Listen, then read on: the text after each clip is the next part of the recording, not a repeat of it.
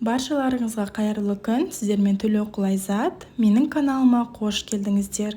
Бүгін мен сіздерге ұн қосылмайтын 3 қана қоспадан тұратын кокосты печеньенің рецептісін ұсынамын.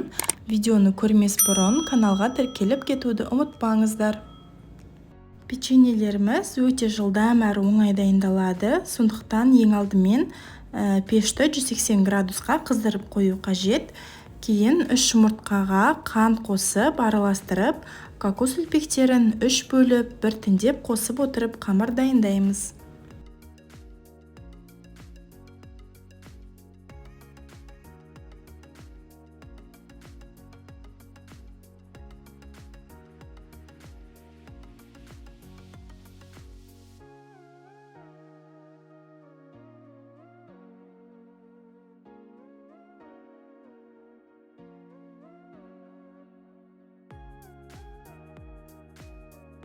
Міне осындай жабысқақ қамыр шығуы тиіс.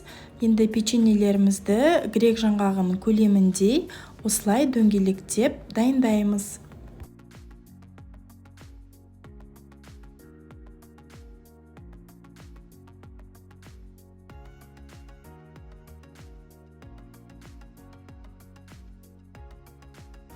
Менде осы қамырдан тура 16 дана печенье шығады.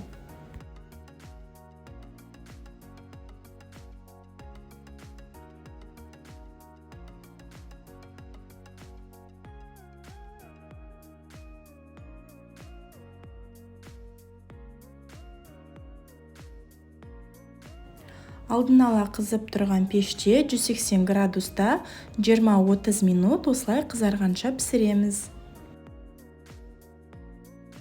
Біздің печеньелер дайын, олар осында ерекше сүйкімді және өте дәмді болып шығады. Кокосты жақсы көретіндерге қатты ұнайды деп үміттенемін.